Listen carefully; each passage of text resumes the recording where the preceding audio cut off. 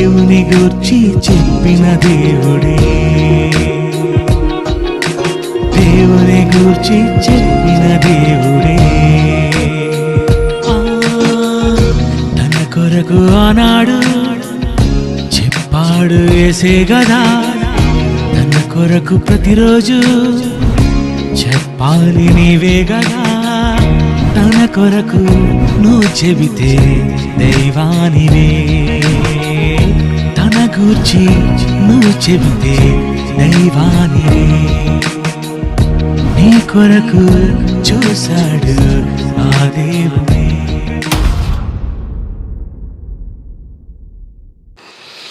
ప్రభునందు ప్రియమైన దేవుని పిల్లలారా, పాతాళము అనేది ఇది ఒక ప్రాంతం, ఇది ఒక లోకం. ఈ పాతాళం అనే ఈ లోకం అది ఈ భూప్రపంచానికి సంబంధించినది కాదు, లేదా ఈ విశ్వానికి సంబంధించినది అంతకన్నా కాదు. ఈరోజు ప్రపంచ పటాన్ని ముందు పెట్టి వెతికితే కనిపించినది.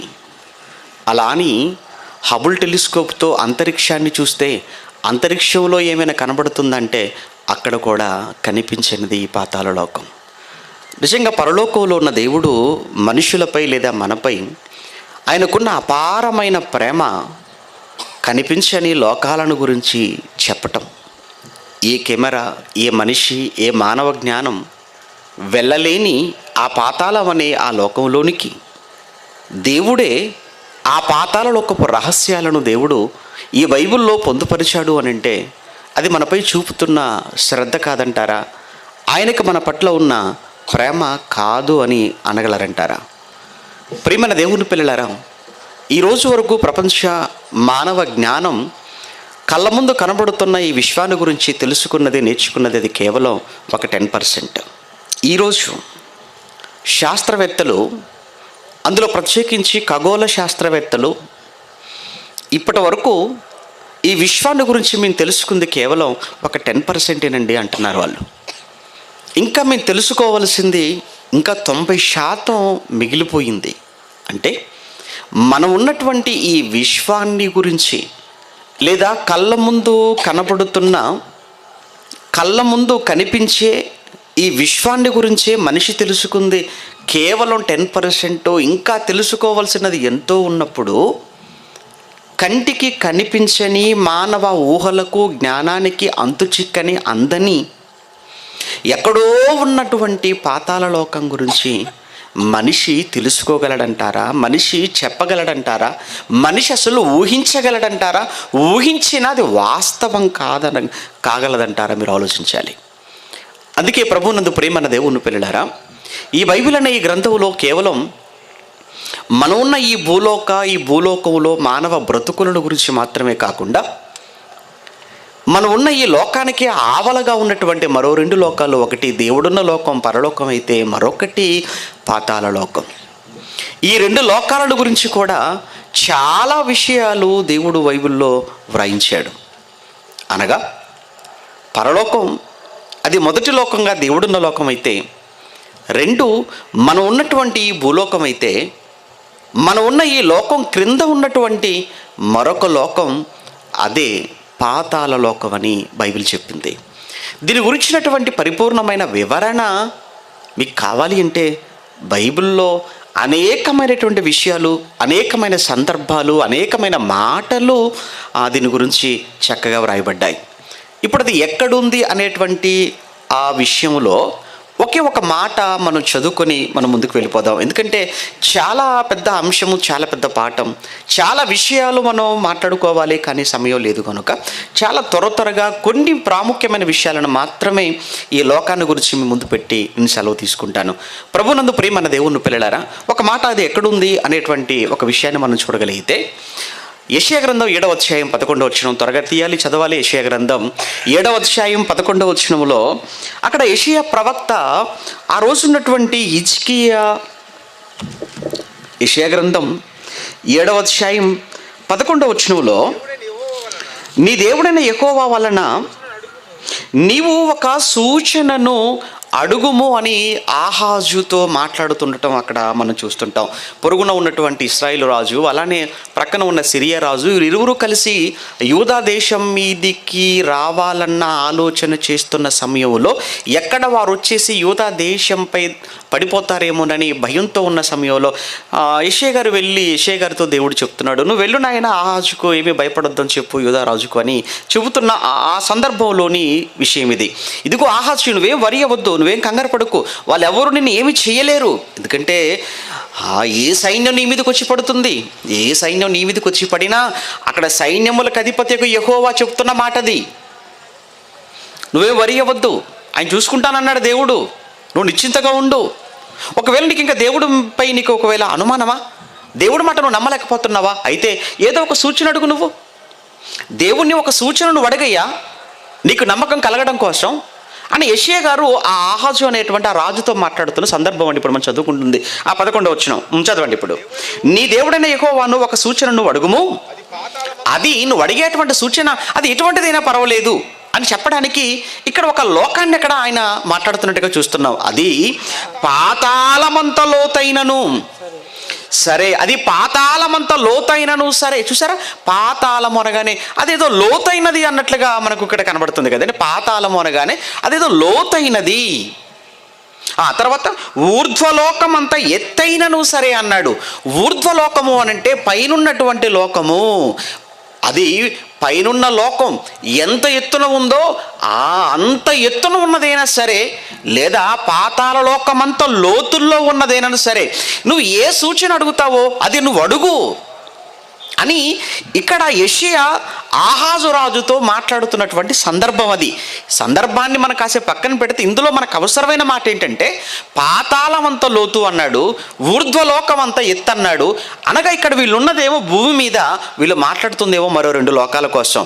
అది ఒకటి ఎత్తైన లోకం అనగా పైనున్న లోకం అయితే, మరొకటి లోతైన లోకం అనగా క్రింద ఉన్నటువంటి లోకంగా మనకు అర్థమవుతుంది.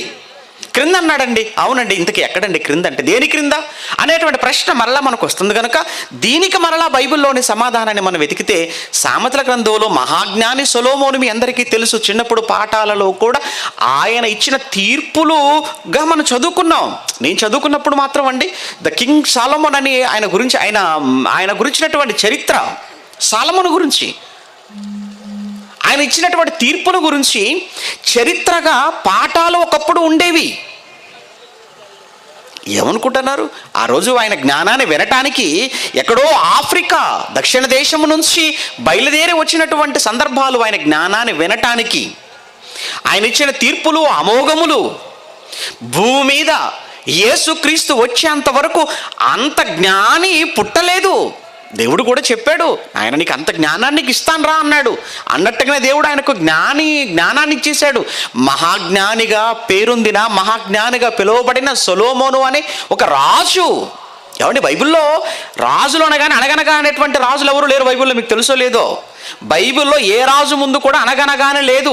అనగనగా రాజుకు 7 కొడుకులు, ఏటికెళ్ళారు, 7 చేపలు తీసుకొచ్చారు, ఎండబెట్టారు. ఈ స్టోరీలు బైబిల్లో ఉండవు. అవన్నీ కథలు కనుక అనగనగానే ప్రారంభం అవుతాయి. మీకు తెలుసు కదా, అనగనగా అంటే అది అర్థం ఏంటంటే అది నిజం కాదని. అనగనగా అంటే దాని అర్థం ఏంటంటే ఊరు పేరు లేదు అని. కనుక మళ్ళీ ఆ రాజుగారు ఎవరండి, ఏటికెళ్ళిపోవటం ఏంటండి, నువ్వు ఈ విధమైన ప్రశ్నలు అడగటానికి వీల్లేదు. అందుకోసమే అనగనగాని ప్రారంభించాడు అక్కడ. అది స్టోరీ, అది కథ. బైబిల్లో ఏ రాజు గురించి మాట్లాడినా అనగనగాని ఆరంభం కాదు. ఎందుకంటే ఇది వాస్తవం కనుక, బైబిల్లో వ్రాయబడినవన్నీ నిజాలు కనుక. ఈరోజు కూడా బైబిల్లో వ్రాయబడిన ప్రతి సందర్భానికి కావలసిన భౌగోళికమైన, చరిత్రపరమైన, శాస్త్రపరమైన ఎన్ని ఆధారాలు కావాలన్నా అన్ని ఆధారాలు స్టిల్ ఇప్పటికీ మన కళ్ళ ముందు కనబడుతూనే ఉన్నాయి. కనుక బైబిల్ ఇది హిస్టారికల్ బుక్. ఇది బైబిల్ చారిత్రాత్మకమైన పుస్తకం. ఇది కథల పుస్తకం కాదు. బైబిల్లో ఏది చదువుతున్నారో అది ఒకప్పుడు ఈ భూమి మీద జరిగిందై ఉండాలి. ఆ భూమి మీద జరిగినవే చరిత్రగా దేవుడు బైబిల్లో వ్రాయించాడు. ఇక్కడ మహాజ్ఞాని సొలొమోను ఆయన సామెతలు రాశాడు, ప్రసంగి కూడా ఆయనే రాశాడు, పరమగీతములు కూడా. ఇప్పుడు ఆయన మాట్లాడిన సామెతలలో ఒక మాట ఈ పాతాళం గురించి. 15వ అధ్యాయం సామెతల గ్రంథం 15వ అధ్యాయం 24వ వచనం, సామెతల గ్రంథం 15:24లో క్రిందనున్న పాతాళమును తప్పించుకొనవలనని. చూసారా, పాతాళం అది ఎక్కడుందంటున్నాడు? క్రిందనున్న పాతాళం. ఏ క్రింద?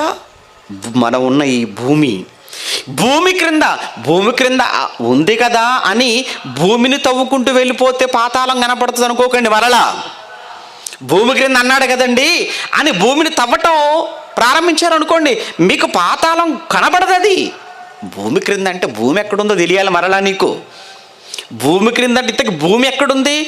మనం అంతా కూడా, భూమి అనేది సూర్య కుటుంబంలో ఒక 3వ గ్రహం. భూమి, మనం ఉన్న ఈ భూమి సూర్య కుటుంబంలో ఒక గ్రహం. అది ఒకప్పుడు 9 అన్నారు, అందులో చివరి ఫ్లూటో గ్రహం కాదండి అన్నారు, మొత్తం 8కి తీసుకొచ్చేశారు. అందులో మనం ఉన్నది 3వది. ఇందుకే సూర్య కుటుంబం ఎక్కడుంది?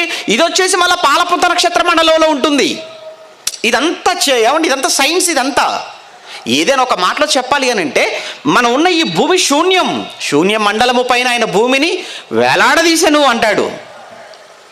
అలానే అంతా కూడా మనం ఉంటున్నటువంటి ఈ భూమిని, ఈ సూర్య మండలాన్ని, అలానే నక్షత్ర మండలాలను, ఇదంతా కూడా ఈ విశ్వంలో భాగం. ఈ విశ్వం అంతా ఎలా ఉంది? మరలా ఈ విశ్వం అంతా కూడా చక్రము మాదిరిగా ఉంది. తెలుసు కదా చక్రం.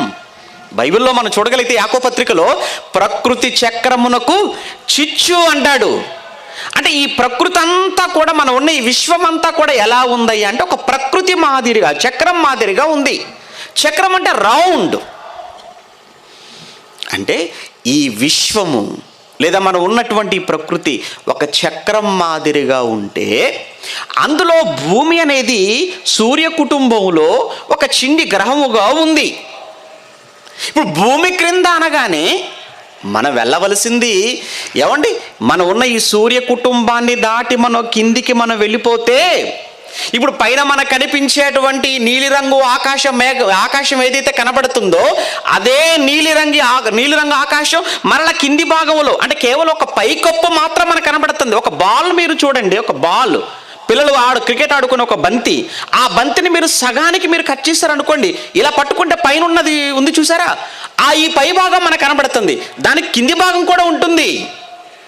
అలానే ఇప్పుడు మనకు కనబడుతున్న పైన ఈ ఆకాశం అంతా పై భాగం ఇలా బోర్లించబడినటువంటి గిన్నె, ఇలా బోర్లించబడినట్టుగా ఉంది ఈ ఆకాశం.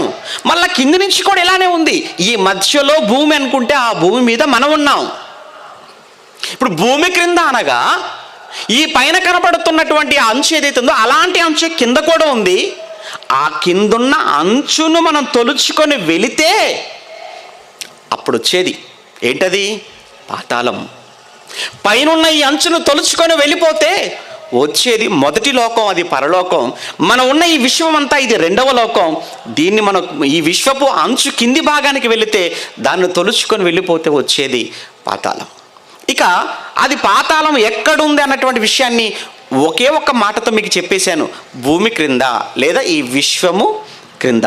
అదే ఇక్కడ ఆయన ఒక మాటలో చెప్పేశాడు 15:24లో, క్రిందనున్న పాతాళమును తప్పించుకొనవలనని బుద్ధిమంతుడు పరమునకు పోవు జీవ మార్గమును నడుచుకుంటాడు. అంటే బుద్ధిమంతుడు అన్నవాడు పాతాళాన్ని తప్పించుకుంటాడు. బుద్ధిహీనుడైన వాడు పాతాళము చేతిలో చిక్కుబడిపోతాడు. అంతే కదా. బుద్ధిమంతుడు పరలోకం కోసం ఆలోచిస్తాడు, బుద్ధిహీనుడు పాతాళములో పడిపోతాడు అనేది ఇక్కడ ఈయన చెప్తున్నటువంటి మాటల్లో ఉన్న సారాంశం. ఇక పాతాళం గురించి మనం మాట్లాడుతుంటే, ఎప్పుడు వెళ్తారు ఇంతకీ పాతాళం ఎప్పుడు వెళ్ళిపోతారు? బతుకుండగా ఎవడు వెళ్ళలేడు. ఏమండి, బ్రతుకుండగా మనిషి చంద్రమండలం మీదకే వెళ్ళలేకపోతున్నాడు. ఇంకా అలాంటిది విశ్వం దాటి వెళ్ళిపోగలడా పాతాళం? ఎవ్వరు. చెప్పాను కదా ముందుగానే, పాతాళ లోకానికి మనిషి లేదా మనిషి కనిపెట్టిన ఏ కెమెరా కూడా పాతాళములోనికి వెళ్ళలేదు. అక్కడి నుంచి అప్పుడప్పుడు ఫోన్ చేస్తుంటారు. ఫోన్ చేశారనుకోండి, ఎవరి 4 రోజులైంది మీకు ప్రాంతానికి వచ్చి, మీ ఉన్నటువంటి ఏరియాలో అసలు బిఎస్ఎన్ఎల్ సిగ్నల్ అసలు ఏమి లేదు. ఇప్పుడు 4 రోజులు చాలామంది ఫోన్ చేస్తుంటారు. చేసినప్పుడు వాళ్ళకు వచ్చేటువంటి రెస్పాన్స్ ఏంటో తెలుసా అండి? మీరు కాల్ చేస్తున్నటువంటి సబ్స్క్రైబర్ కవరేజ్ ఏరియాలో లేరు. అదేంటి, ఇక్కడే ఉన్నాం కదా, భూమి మీదనే ఉన్నాం. ఇది కవరేజ్లో లేరట, కవరేజ్లో లేరు, నెట్వర్క్లో లేరట. ఏమంటే భూమి మీద ఉంటేనే కవరేజ్లో లేరని చెప్తున్నారు. ఏకంగా అసలు ఈ విశ్వాన్ని దాటి వెళ్ళిపోతే అక్కడికి ఏ కవరేజ్ వెళ్ళిపోగలదు చెప్పండి? ఏ నెట్వర్క్ వెళ్తుంది, ఏ కెమెరా వెళ్తుంది, ఎవరు వెళ్ళగలరు అక్కడికి? అందుకే మనిషి అన్నవాడు, మానవ జ్ఞానం అన్నది ఏది అక్కడికి వెళ్ళలేదు కనుక అక్కడి విశేషాలన్నిటినీ కూడా దేవుడే బైబిల్లో చక్కగా వ్రాయించాడు. అది ఎక్కడుందో చెప్పాడు. మరి అక్కడికి వెళ్ళాలండి ఆశగా ఉందా? ఎట్టి పరిస్థితుల్లో అక్కడికి వెళ్ళాలన్న ఆశ మీరు పెట్టుకోవద్దు. ఎందుకంటే అది అమెరికా కాదు చూసి రావడానికి, అది ఆస్ట్రేలియా కాదు చూసి రావడానికి. అమ్మో, పాతాళం అది చాలా చాలా ప్రమాదకరమైందండి. ఎంత ప్రమాదకరమైంది అనుకుంటున్నారు? ఒక మాట ఇదే సొలొమోను గారు పరమగీతముల గ్రంథం 8వ అధ్యాయం 6వ వచనంలో మాట్లాడుతూ, ఏమండి, పరమగీతములు 8వ అధ్యాయం 6వ వచనం, త్వరగా పరమగీతములు 8:6లో ప్రేమ ఎలాంటిదో చెప్తున్నాడు.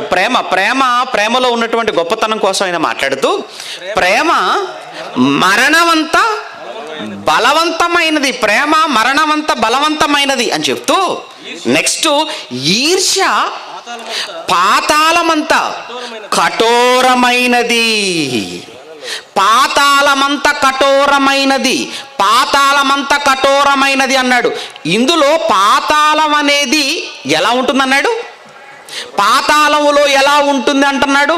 అమ్మో, పాతాళమా, అక్కడ చాలా కఠోరంగా ఉంటుంది, చాలా చాలా కఠినంగా ఉంటుంది. అందుకే పొరపాటున అమెరికా వెళ్ళాలనుకోండి పర్వాలేదు, కానీ పాతాళానికి మాత్రం వెళ్ళాలని అస్సలు కోరుకోవద్దు.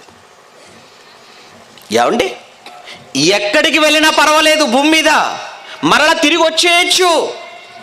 కానీ ఒక్కసారి పాతాళానికి వెళ్ళారా, అక్కడికి వెళ్ళడమే తప్ప మరలా తిరిగి రావడం అనేది ఉండదు. ఎలా వెళతారండి అక్కడికి? బ్రతుకుండగా వెళ్ళరండి, చచ్చాక వెళతారు. బ్రతుకుండగా వెళ్ళే లోకం కాదు పాతాళం, చావు తర్వాత వెళ్ళే లోకం. అందుకే అప్పుడప్పుడు వార్తాపత్రికల్లో చూడండి, లారీ యాక్సిడెంట్లోనో, కారు యాక్సిడెంట్లోనో, లేదా బైక్ యాక్సిడెంట్లోనో చనిపోయినటువంటి వాళ్ళ కోసం పేపర్లో న్యూస్ రాస్తుంటారు. ఏమని? నిన్న జరిగినటువంటి లారీ ప్రమాదంలో 8 మంది మరణించారు, లేదా 8 మంది తిరిగి రాని లోకాలకు వెళ్ళిపోయారు. చూసారా, ఇది ఎక్కడికి వెళ్ళిపోయారట వీళ్ళంతా? కానరాని లోకాలట. ఇంకో మాట ఏమంటాడు? తిరిగి రాని లోకాలట. అమ్మయ్య, మొత్తానికైతే పేపర్ వాళ్ళకి దండం. ఎందుకంటే మొత్తానికైతే లోకాలు ఉన్నాయని ఒప్పుకుంటున్నారన్నమాట. వాళ్ళు ఉన్నాయని ఒప్పుకుంటున్నారు కదా. అంటే ఇదే లోకం శాశ్వతం కాదు, ఈ లోకం ఒకటే కాదు నాయన, లోకాలున్నాయి. అయితే ఆ లోకాలు ఏ లోకాలు? అవి కానరాని లోకాలు, తిరిగి రాని లోకాలు. ఎన్నో లేవులేండి, ఎన్నున్నాయి? 7 లోకాల సౌందర్య రాశాడు. ఇటు చూసి వచ్చాడట. చూసి వచ్చావా? చెప్పు, ఎక్కడున్నాయో చెప్పు. 7 ఎక్కడున్నాయో చెప్పాలి కదా. మరి 7 అనగా సరిపోయిందా? ఇప్పుడు నేను పాతాళం ఎక్కడుందో చెప్పాను, పరలోకం ఎక్కడుందో కూడా చెప్పాను. నీకు నమ్మకం లేకపోతే చూసిరా. చెప్పాను కదా, అడ్రస్ ఇచ్చాను కదా. అంచును దాటుకొని వెళ్ళు పైన, అలానే క్రిందున్న విశ్వపు అంచును కూడా దాటుకొని వెళ్ళు. ఉన్న 2 ఎక్కడున్నాయో చెప్పాను. 7 అన్నావు, 7 అన్నావు. 7 అంటే మరి 7 × 7 49 ఎక్కడున్నాయి బాబు? ఆ కవి ఏదో ప్రాస కోసం పాట రాసుకున్నాడు, ప్రాస కోసం పాట రాశాడు. నిజమా నువ్వు అనుకుంటున్నావా? లేదు లేదు. కానరాని లోకాలు 2, ఒకటి పాతాళం, మరొకటి పరలోకం. అక్కడికి కనబడవు. మళ్ళీ తిరిగి రారు. అంటే ఎప్పుడు వెళ్తారు అక్కడికి? చావగానే. పోన్లే, చావగానే ఎప్పుడు వెళ్తారు? చావగానే మరలా ఇంటికి వచ్చేసి భార్యకి చెప్పి వెళ్ళిపోతారా? పోనీ పిల్లలకి చెప్పి వెళ్ళిపోతారా? లేదా ఊరంతా చూసుకొని వెళ్ళిపోతారా? కట్టి నీళ్ళంతా ఒకసారి చూసి వెళ్ళిపోతారు అనుకుంటున్నారా? ఎట్టి పరిస్థితుల్లో చావగానే, కన్ను మూయగానే ఒకే ఒక్క క్షణం అట్టండి. అది కూడా బైబిల్లో రాయబడి ఉందండి. యోబు గ్రంథం 21వ అధ్యాయం 13వ వచనం. యోబు గ్రంథం 21వ అధ్యాయం 13వ వచనంలో, వారు శ్రేయస్సు కలిగి తమ దినములను గడుపుదురు, వారు శ్రేయస్సు కలిగి తమ దినములు గడుపుదురు, శ్రేయస్సు కలిగి తమ దినములు గడుపుదురు. హ్యాపీ బర్త్డే అనుకుంటూ వెళ్ళిపోతుంటారు, హ్యాపీ మ్యారేజ్ డే అనుకుంటూ వెళ్ళిపోతుంటారు, లేకపోతే ఇంకేంటో హ్యాపీ న్యూ ఇయర్ అనుకుంటూ వెళ్ళిపోతారు. పండగలు అనుకుంటూ, షికార్లు అనుకుంటూ, ఉద్యోగాలు అనుకుంటూ, వ్యాపారాలు అనుకుంటూ వెళ్ళిపోతుంటారు. వారు శ్రేయస్సు కలిగి తమ దినములను గడుపుదురు. అయితే ఒకే ఒక్క క్షణం, ఒక్క నిమిషం కూడా కాదు, చూసారా, ఒక్క నిమిషం కాదట, ఒకే ఒక్క క్షణం, ఒక్క క్షణములో వారు పాతాళమునకు దిగిపోవుదురు అన్నాడా, ఎక్కిపోవుదురు అన్నాడా? పాతాళమునకు దిగిపోవుదురు అన్నాడా? దిగిపోవుదురు. దిగటం అంటే క్రిందున్నది కాబట్టి దిగటం, పైనుంటే ఎక్కడం. బైబిల్లో ఎక్కడ తేడా ఉండదు. సామెతలు చెప్పినా అదే క్రింద, ఇక్కడ యెషయా గ్రంథంలో చెప్పినా అదే క్రింద, ఇప్పుడు ఇక్కడ మనం చదువుకున్న ఈ మాటలో యోబు గ్రంథంలో చదువుకున్నా అదే క్రింద. బైబిల్లో ఎక్కడ తారతమ్యాలు, ఎక్కడ విభేదాలు ఎక్కడ ఉండవు. రాత్రి కూడా మీకు జ్ఞాపకం చేశాను. ఇప్పుడు ఇక్కడ ఎంతసేపట్లో వెళ్ళిపోతారంటే ఒకే ఒక్క క్షణము అన్నాడు. వెళ్ళిపోతే పోన్లేండి, ఒకే ఒక్క క్షణంలో వెళ్ళిపోతారండి. వెళ్ళి అక్కడ హాజరించుకొని వచ్చేస్తారంటారా? మరలా అక్కడికి వెళ్ళి ప్రజెంట్ అని చెప్పి వచ్చేస్తారా? అక్కడికి వెళ్ళడమే తప్ప, చెప్పాను కదా, తిరిగి రావడం లేదు. యోబు గ్రంథం 7వ అధ్యాయం, యోబు గ్రంథం 7వ అధ్యాయం 9వ వచనం, యోబు గ్రంథం 7వ అధ్యాయం 9వ వచనం అండి. త్వరగా, మేఘము విడిపోయి అదృశ్యమగునట్లు పాతాళమునకు దిగిపోయిన వాడు. సేమ్ ఇక్కడ కూడా పాతాళమునకు దిగిపోయిన వారు ఎవరైనా మరి ఎప్పుడు అన్నాడా, అప్పుడప్పుడు అన్నాడా? మరి ఎప్పుడునూ రారు, మరచిపోవలసిందే. మనకు కూడా ఆ సంగతి తెలుసు. అందుకే చచ్చారు అనగానే వెంటనే చేసే పని ఏంటంటే, వాళ్ళు బ్రతుకున్నప్పుడు దిగిన ఫోటోలన్నీ ముందేసుకొని ఆ ఫోటోలో నవ్వుతూ ఉన్న ఫోటో ఏదో తీసి ఆ ఫోటోను మళ్ళీ ల్యాబ్కు పంపించి దాన్ని పెద్దగా కడిగించి చక్కగా లామినేషన్ చేయించి తీసుకొచ్చి గోడ కొట్టేస్తాం. ఎందుకు? నిన్నటి వరకు ఆల్బంలో ఉంది, ఇప్పుడు ఎందుకు గోడకెక్కించారు? నిన్నటి వరకు ఆల్బంలో ఉన్న ఫోటో కదా, నిన్నటి వరకు ఆల్బంలో ఉన్న ఫోటో ఇప్పుడు ఎందుకండి గోడపైకి వెళ్ళిందండి? అయ్యగారు లేరండి, ఇక రారా? అయ్యో వస్తే అక్కడ ఎందుకు పెడతాం? రారు గనకనే వచ్చే వాళ్ళందరికీ కనబడాలని అక్కడ పెట్టాం. ఒకటే గుర్తు, ఫోటో పెద్దగా అవుతుందంటే ఇంతే సంగతులు. ఇంకా ఏమండి, ఆల్బంలోంచి గోడపైకి వెళ్ళిపోయిందంటే ఇంతే సంగతులు, ఇంకా రారు. అదే చెప్తున్నాడు ఆయన. మేఘము విడిపోయి అదృశ్యమగునట్లు పాతాళమునకు దిగిపోయిన వాడు మరి ఎప్పుడు వాడు పుట్టినరోజు నాడు రాడు. చచ్చిపోయిన తర్వాత పాప దినాలు చేస్తుంటారు కదండి. 3వ రోజు అండి కొట్టుకుంటూ ఉంటారండి. 3వ రోజు ఎల్లొకరు, 5వ రోజు అని, 7వ, అసలు మనిషే లేడు. ఏ రోజు అయితే వాడు ఏమంటాడు చెప్పండి? మీకు అర్థమైందా? కొంతమంది సెంటిమెంట్లు అంటే ఎలా ఉంటాయంటే 3వ రోజు చేయాలి. క్రైస్తవుల కోసం మాట్లాడుతానండి నేను, క్రైస్తవుల కోసం. ఏంటో ఈ దరిద్రం ఏంటో క్రైస్తవ్యంలో, ఇదే ప్రపంచ ధర్మం ప్రవేశపెట్టాడు. 3వ రోజున చేయవలను, 5వ రోజునే చేయవలను, 7వ రోజున చేయవలను, లేకపోతే ఆవిడ వచ్చేస్తుంది మళ్ళీ తిరిగి. 9వ రోజు చేయాలి, 11. ఎవరు చెప్పారండి ఈ రోజుల్లో చేయాలని? చేయండి, వద్దంటాం లేదు. కానీ ఈ రోజే ఏంటి, ఎందుకు చేయాలి ఇంతకు? చాలామంది చెప్తుంటారులేండి, ఆవిడకంటే బతుకున్నప్పుడు చికెన్ ఇష్టమట, ఇప్పుడు వచ్చిన వాళ్ళందరికీ పెడతారట. ఆవిడకి ఇష్టమని వీళ్ళు తింటారు. ఆవిడ బతుకున్నప్పుడు చేపలు ఇష్టమట, అందుకే చేపలతో పెట్టాలట. ఏమండి, నీకు ఇష్టమైతే తినరాదు, ఆవిడకి ఇష్టమని చెప్పుకుని తినడం ఎందుకు? ఏంటో తెలీదు. ఏమంటే అసలు మనిషే లేడు కదా, మనిషే వెళ్ళిపోయింది కదా. ఆ తర్వాత ఏ రోజు పెట్టుకుంటే ఏం జరుగుతుంది చెప్పండి? మనం పెట్టాల్సింది ఎందుకోసం? 10 మందికి పిలిచి దేవుని మాటలు వినిపించాలని. అదే కదా మన ఉద్దేశం. ఆవిడ చేసిన మంచి ఏంటో జ్ఞాపకం చేసుకొని, ఏమండి తప్పులేదు, పోనీలేనా ఆమె బ్రతుకున్నప్పుడు ఏమంటే దేవుడు అంటే చాలా ఇష్టపడేదండి, వాక్యం కోసం ప్రయాసపడేదండి, దేవుని పిల్లలు వస్తే చక్కటి ఆతిథ్యం ఇచ్చేదండి, దేవుని కార్యక్రమం ఏదున్నా ముందుపడి చేసేదండి. నిజంగా చాలా ఉత్తమురాల్ని మనం పోగొట్టుకున్నామండి, అయినా పర్వాలేదండి, ఆవిడ చక్కగా నెమ్మది పొందుతుందండి, ఆవిడ మళ్ళా ప్రభు రాకడలో మళ్ళా తిరిగి లేస్తుందండి. జ్ఞాపకం చేసుకుందాం, తప్పులేదు. వచ్చిన వాళ్ళకు 10 మందికి వాక్యం వినిపించాలి. ఏ రోజు అయితే ఏంటి చెప్పండి? ఇక్కడ ఇక్కడ చెప్తున్నది అదే. మేఘము విడిపోయి అదృశ్యమగునట్లు పాతాళమునకు దిగిపోయిన వాడు మరి ఎప్పుడు రాడు. నువ్వు సంవత్సరికం చెయ్యి, రాడు. 2వ సంవత్సరం చెయ్యి, రాడు. 7వ సంవత్సరం చేసినా నువ్వు ఇలా చేసుకుంటూ నువ్వు చచ్చేంత వరకు చేసుకుంటూ వెళ్ళిపోయినా ఆయన మాత్రం తిరిగి రాడు. ఎందుకు? ఆయన వెళ్ళింది అమెరికాగా తిరిగి రావడానికి, వెళ్ళింది ఏమండి ఇంగ్లాండ్ కాదు తిరిగి రావడానికి, దుబాయ్ కాదు, లేదా కువైట్ కాదు వెళ్ళి మళ్ళీ వెంటనే వచ్చేయడానికి. వెళ్ళింది ఎక్కడికి? మరో లోకం. అది ఏ లోకం? పాతాళ లోకం. పోనీ ఎవరికైనా తెలుసు అంటే ఎవరికి తెలుసు? తెలిసిన ఎవడు వెళ్ళగలడు అక్కడికి? ఎవ్వరూ వెళ్ళలేరు అక్కడికి. అందుకే పాతాళమునకు దిగిపోయిన వాడు మరి ఎన్నడూ రాడు. నెక్స్ట్ చూడండి, అతడికి ఎన్నడును తన ఇంటికి రాడు. అప్పుడప్పుడు చూడండి చాలామంది చెప్తుంటారులేండి, ఏమండి ఆయన చచ్చిపోడండి, చెట్టు దగ్గర కనిపించాడండి. ఎవరికి? ఎవడికోనట.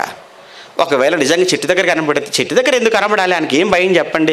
చక్క ఇంటికి వచ్చి భార్య కనిపించవచ్చు కదా, పిల్లలు కనపడవచ్చు కదా. ఏంటి కట్టుకున్న భార్య కనబడలేదట, కన్న పిల్లలు కనబడలేదట, ఎవడో ఊరు మీద తిరిగేటోడు కనపడతాడట. ఆడికేం పని అక్కడ? ఒకవేళ నిజంగా వచ్చే అవకాశం ఉంటే చచ్చిపోయిన తర్వాత వస్తే చక్కగా ఇంటికి వెళ్ళి భార్య పిల్లలు చూసుకొని ఎలా ఉన్నావు అమ్మాయి, అడవకు నేను ఉన్నాను అని చెప్పుకుంటే కొంచెం ఓదార్పు కదా. ఏంటి భార్యని విడిచిపెట్టి పిల్లల్ని విడిచిపెట్టి ఆడితో ఎందుకు కలుస్తాడు? ఆడికి ఎందుకు కనపడతాడు? ఇవన్నీ ఏంటి? ఇదంతా ఒట్టి మాటలు. వాడు పెట్టిన ప్రపంచ ధర్మం అది. సరే, ఇవన్నీ బైబిల్కి భిన్నమైనవి, ఇవన్నీ బైబిల్ అంగీకరించిన మాటలు ఇవన్నీ కూడా. ఇక్కడ బైబిల్లో ఉన్న మాట ఏంటి? వాడికి ఎన్నడను తన ఇంటికి రాడు, అతని స్థలం ఇక అతనిని మరలా ఎరుగదు అన్నాడు.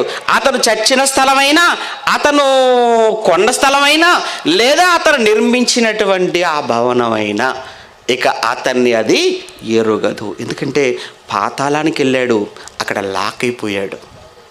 ఇక పాతాళంలో ఏమండి ఎవరెవరు వెళుతుంటారు? పాతాళానికి ఎక్కువగా ఎవరు వెళ్తుంటారంటే అందరు అక్కడే ఉంటారండి. ఇప్పటి వరకు ఆదా మొదలుకుంటే ఇప్పటి వరకు ప్రపంచంలో ఎంతమంది పుట్టారు చెప్పండి? కొన్ని కోట్లు. విషయం ఏంటంటేనండి, పాతాళానికి వెళ్ళే వారి సంఖ్య ఎక్కువ, పరలోకానికి వెళ్ళే వారి సంఖ్య చాలా తక్కువ. అంతే కదా. సమాజంలో కూడా చూడండి, మంచి వాళ్ళు ఎవర్రా మీ ఊర్లో అంటే 10 మంది ఉండరు. ఏమండి, అరే మందు అలవాటు లేనాడు ఎవడ చూడరా ఊళ్ళో 10 మంది ఉంటారు. 10 మంది కూడా ఉంటారండి, చాలా కష్టం. మందు తాగే వాళ్ళు ఎంతమంది ఉన్నారో లెక్క పెట్టరా. ఎందుకు బ్రదర్ లెక్క పెట్టడం? అందరూ వాళ్ళే,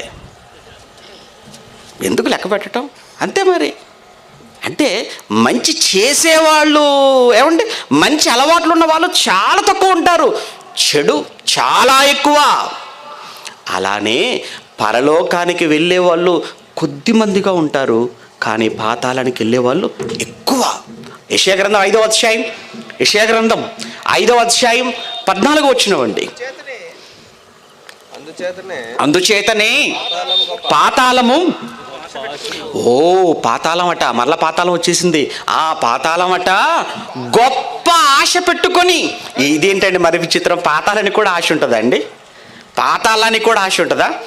మనకు ఆశలు ఉంటాయండి, పర్వాలేదు, కానీ దేనికి కూడా ఆశ ఉందన్నాడు?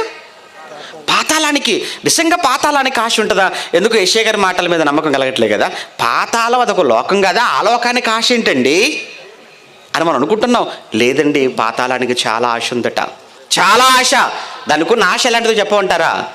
అదట అసలు చాలు అని మాత్రం అసలు అనదటండి, చాలు అన్న మాటే రాదట దానికి. దీని గురించి సొలొమోను గారే మాట్లాడతారండి, మంచి మాట. సొలొమోను గారు, మళ్ళీ వచ్చేద్దాం ఇక్కడికి. సొలొమోను గారు సామెతల గ్రంథం ఏమండి 27, ముందు ఒక మాట చూద్దాం, 27 చూద్దాం, తర్వాత 30కి వచ్చేద్దాం. సామెతల గ్రంథం 27వ అధ్యాయం 20వ వచనం. సామెతల గ్రంథం 27వ అధ్యాయం 20వ వచనంలో, ఆ పాతాళమునకును అగాధ కూపమునకును తృప్తి కానేరదు అంట. తృప్తి లేదట దానికి. అప్పుడప్పుడు చూడండి కొంతమందికి ఎన్ని ఇచ్చినా అంటారు, సనుగుతుంటారు చూసారా. ఎన్ని చేసినా మూతంతా ముడుచుకుని ఉంటారు. అప్పుడు మనకు అర్థం, వీడు ఇంకా సాటిస్ఫై కాలేదురా వీడు. మరి నువ్వు కోరుకున్న బట్టలే ఇచ్చాం కదా, నువ్వు కోరుకున్న షూయే కదా కొనిచ్చాం, నువ్వు కోరుకున్నవే కదా నీ చేతిలో పెట్టావు, అయినా ఇంకా ఏదో తక్కువ, ఉన్నవన్నీ పక్కన పెడతాడు, ఏదో ఒకదాని కోసం అడుగుతుంటాడు. కొంతమంది అలానే ఉంటారండి. ఏమండి, అసంతృప్త నేతలు అంటుంటారు. అప్పుడప్పుడు చూడండి, అంటే ఆ పార్టీలో వీళ్ళు ఏంటట, అసంతృప్తిని వ్యక్తం చేసేవాళ్ళట. తృప్తి లేదట వాళ్ళకు. మనిషికి తృప్తి, అప్పుడు భోజనం ముందు కూర్చున్నాం అనుకోండి, ఎంత తృప్తిగా తింటాం, కడుపు నిండా తింటాం, చాలంట, అంటే సరిపోయింది. కానీ ఇదేంటో ఈ పాతాళం, ఇది విచిత్రంగా ఉంది. ఇది ఏమంటుందట, ఈ పాతాళం ఏమంటుందట, పాతాళమునకు అగాధ కూపమునకంటే, అదే పాతాళమునకు లేదా అగాధ కూపమునకు తృప్తి కానేరదు, దానికి తృప్తి లేదు.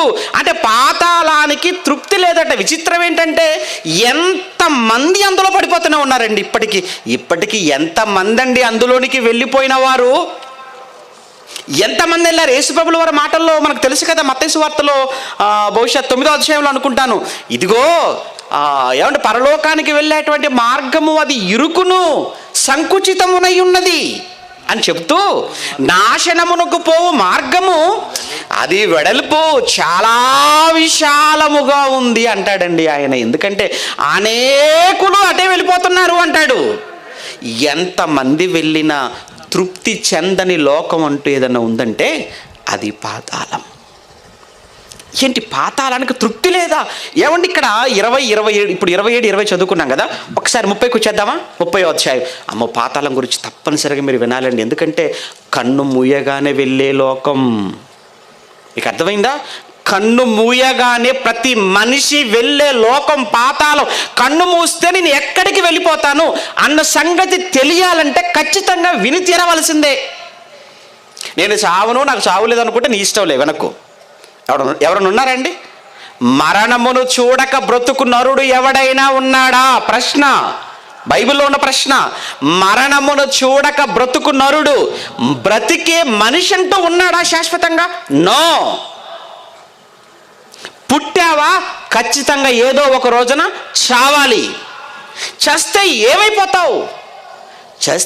ఏమైపోతావో అన్న పాఠం నువ్వు చదువుకున్న ఎలిమెంటరీ స్కూల్లో లేదు, హై స్కూల్లో లేదు, లేదా కాలేజీలో లేదు, యూనివర్సిటీలో లేదు. ఎక్కడుందండి? చస్తే ఏమైపోతావన్న ఈ పాఠం ఎక్కడుంది? ఏ పుస్తకంలో ఉంది? ఎవరు చెప్పారు? సినిమాల? వాళ్ళంతా కమర్షియల్ అండి, వ్యాపారం కోసం తీసేవి. అవన్నీ నిజాలు మీరు అనుకుంటున్నారా? ఏముందండి, చచ్చిపోతే ఈగ, చచ్చిపోతే దోవ, ఆహా అంత సులువా?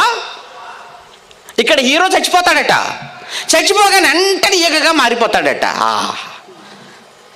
ఏంటండి ఇదేంటండి, హీరోగా చచ్చిపోయి ఈగగా పుడతాడా? ఆహా, మరి ఈగలన్నీ అవే అన్నమాట. అయితే ఒకప్పుడు హీరోలు అన్నమాట. కొట్టకండి వాటిని ఏం చంపకండి, హీరోలు అవి. ఎవడండి చెప్పాడు? ఏదో కొత్తగా ఉండాలి. జనాలు కూడా ఏంటంటే అలాంటివి ఇష్టపడతారు కదండి. ఏమండి, మీరు అలాంటి సినిమాలే మీరు ఇష్టపడతారు. మీరు సినిమాలకు వెళ్తారు, టికెట్ కొంటారు, వాళ్ళ జేబులు నిండుతాయి. మీరేమైపోతే వాళ్ళకేంటి? మీరు ఏమైపోతే వాళ్ళకేంటి? ఎప్పుడు ప్రజల కోసం ఎవరు ఆలోచించరు. ముందు వారి కుటుంబాలు, వారితో ఉన్నవాళ్ళు, వాళ్ళ జేబులు ఎలా నిండాలో ఆలోచిస్తారు తప్ప ప్రజల కడుపును ఎలా నింపాలా అని ఆలోచించే మనిషి ఎక్కడా? ప్రభునందు ప్రియమైన దేవుని పిల్లలారా, బైబిల్ చెబుతున్న వాస్తవాలు. ఇక్కడ ఏమన్నాడు ఆయన? పాతాళమును అగాధ కూపమును తృప్తి పొందలేవు, తృప్తి పొందవు అన్నాడు. ఇప్పుడు 30వ అధ్యాయానికి వచ్చామనుకోండి, అదే సామెతల గ్రంథంలో 30వ అధ్యాయానికి వచ్చేస్తే 30వ అధ్యాయంలో ఏమంటారు చూడండి. దీని గురించే మాట్లాడుతూ 15-16 వచనాలలో, సామెతల గ్రంథం 30వ అధ్యాయం 15-16 వచనాలలో జలగ తెలుసు కదండి, పోన్లేండి ఇప్పుడు దాని గురించి కాదు మనకు పాఠం. జలగ ఏమంటుందట? జలగకు ఇమ్ము అనే 2 కూతుర్లు ఉన్నారట. ఆ కూతుర్లు ఎప్పుడు ఇవ్వు. అప్పుడప్పుడు మనం కూడా వీడు ఏంటంటే జలగలాగా పట్టి పీడిస్తున్నాడు. జలగ పట్టిందంటే అంత సామాన్యంగా అది వదలదు, రక్తం లాగుతూనే ఉంటుంది, రక్తాన్ని తాగేస్తూనే ఉంటుంది. జలగ కట 2 ఉన్నారట కూతుర్లు. ఆ 2 కూతుర్లు కూడా ఏమంటారట? ఇమ్ము. ఏంటి ఎప్పుడు ఇవ్వమంటమే. ఆ తర్వాత చూడండి, అలానే తృప్తి పడనవి 3 గలవు, అలానే చాలును అని పలికేవా పలకనివా? అది చాలును అని పలకనివి 4 కలవటండి. చాలు చాలు చాలు అని అనవటవి. ఇంతకీ ఏంటో అవి? చాలు అని అనవట. ఎంత ఇచ్చినా ఎంత వచ్చినా అయ్యో ఇంకా వస్తే బాగుండు, ఇంకా వస్తే బాగుండు అంటాయే తప్ప అస్సలు చాలు అన్న మాటే రాదట. వేటికి 4 ఉన్నాయట. అవేంటో చెప్తున్నాడు ఇప్పుడు వరుసగా సీరియల్గా ఒక్కొక్కటి. చెప్పండి. మొదటిది ఏంటట? నెంబర్ 1 ఏంటట? పాతాళం. మన పాఠం అదే. ఎక్కడికో వెళ్ళలేదు, అక్కడే తిరుగుతున్నావు. నీ హృదయం ఎక్కడుందంటే నీ చుట్టూ కాదు, పాతాళం చుట్టూ తిరుగుతున్నావు ఇప్పుడు మనం. ఎందుకు? అమ్మో దాన్ని తప్పించుకోవాలి. ఎవరు తప్పించుకుంటారు? బుద్ధిమంతుడు క్రిందనున్న పాతాళమును తప్పించుకొనవలని బుద్ధిమంతుడు పరమునకు పోవు జీవ మార్గమని నడుచుకుంటాడు. ఈ మాటలు విన్న మీలో ఏ ఒక్కరు అక్కడికి వెళ్ళకూడదు. ఈ సభల ఉద్దేశం ఏమనుకుంటున్నారు? ఈ 4 రోజుల సభల యొక్క లక్ష్యం ఏమనుకుంటున్నారు? మీలో ఏ ఒక్కరు నాశనం అయిపోకూడదు. మీలో ఏ ఒక్కరు కన్ను మూసిన తర్వాత ఆ భయంకరమైన కఠోరమైన కఠినమైన ఆ పాతాళానికి మీరు వెళ్ళకూడదు. మిమ్ములు ఆ పాతాళము నుంచి తప్పించాలన్న ఆలోచనే ఈ 4 రోజులు లక్షల రూపాయల ఖర్చు పెట్టి చేస్తున్నారు. ఎవరిచ్చారు? విదేశాల నుంచా? వాళ్ళకే అక్కడ దిక్కు లేదు. మీకు తెలుసు కదా, ఇప్పుడు విదేశాలలో ఉన్న వాళ్ళకే దిక్కు లేక మామూలు ఎవడు ఆదుకుంటాడా కరోనా నుంచి అని అన్ని దేశాల వైపు చూస్తున్నారు. వాళ్ళు వాళ్ళే చేతులెత్తి మాకు సహాయం ఎక్కడి నుంచి వస్తుందని చూస్తున్నారు ప్రపంచ దేశాలన్నీ. ఏ దేశం బాగుంది, ఏ దేశ పరిస్థితి బాగుంది చెప్పండి. అయిన క్రైస్తవుడు వాళ్ళిస్తే చేసేవాడు కాదు, తన కష్టాన్ని పెట్టేవాడు నిజమైన క్రైస్తవుడు. ఇక్కడ కూర్చున్న మీరందరూ నిజమైన క్రైస్తవులు. మనమంతా ట్రూ క్రిస్టియన్స్. అందుకే all India true Christian council. మీకు తెలుసు, ఎప్పుడు ఎవరిస్తారా అని చూడట్లేదు. ఉన్నది మనదే పెట్టాలి దేవుడి కోసం. మన తండ్రికి మనం పెడతామండి. మన ఇంట్లో ఆపదొస్తే మనమే కదా పెడతాం. అలానే ఈ సమాజంలో ఉన్న వాళ్ళంతా ఎవరు? మన పరలోకపు తండ్రి పిల్లలు కాదా? వీళ్ళంతా మనదంతా ఒకే కుటుంబం కాదా? అయ్యో, పరలోకపు తండ్రి పిల్లలుగా, నా సోదరులుగా, నా సోదరీమణులుగా, నా కళ్ళ ముందు సత్యము తెలియక, బ్రతుకి విలువ తెలియక, చావు తర్వాత జీవితం అర్థం కాక, పాతాళం అంటే ఏంటో తెలియక అయ్యో అంత అయోమయంలో బ్రతుకుతున్నారే, వారి జీవితాలు అగ్నికి పాతాళానికి ఆహుతిగా మారబోతున్నాయే అని ఆలోచించి కొందరినైనా మన జీవిత కాలంలో వారిని తప్పించాలి ఆ పాతాళ లోకం నుంచి అని అందరూ వారి జేబుల్లో నుంచి తీసి, వారి కష్టంలో నుంచి తీసి ఇస్తే జరుగుతున్న సభలు కదండి ఇవన్నీ. అవును, మన కష్టం, మీ కష్టం. రావడానికి, ప్రకటించడానికి మేము కష్టపడ్డాం. మేము రావడానికి అవసరమైన ఏర్పాట్లన్నీ చేసి మీరు కష్టపడ్డాం. మనం అందరం కష్టపడుతున్నాం సమాజం కోసం. ఇక్కడ అదే చెప్తున్నాడు. చాలును అని పలకనివి 4. అందులో మొదటి ప్లేసులో ఏముందట? పాతాళం. అంటే పాతాళం ఎప్పుడు చాలు అన్నదా? అసలు చాలు. అన్నం పెడుతున్నారు అనుకోండి, ఎవరు అన్నం వడ్డిస్తున్నారు అనుకోండి, ఏమండి తింటాం. తింటున్నప్పుడు ఏమంటే మనకు అర్థమైపోతుంటుంది. ఎక్కువ అవుతుంది అనుకున్నప్పుడు వెంటనే ఏమంటాం? ఏమండి చాలండి, అమ్మయ్య అయిపోయింది, చాలండి అంటాం. నీళ్ళు ఇచ్చినా ఏమండి చాలండి ప్లీజ్ అంటాం. కానీ చాలు అని అననిది ఏంటది? పాతాళం. ఇప్పటి వరకు ఎంతమంది వెళ్ళారండి ఆ లోకానికి? ఎంతమంది? ఆదాము మొదటి మనిషి మొదలుకుంటే ఎన్ని కోట్ల మంది వెళ్ళిపోయారు ఆ పాతాళం అని, ఆ భయంకరమైన గుండానికి, అగాధానికి. అయినా చాలు అని మాత్రం అంటం లేదట. విచిత్రం ఏంటి తెలుసా? ఎవరెవరు వెళ్ళుంటారు అనుకుంటున్నారా?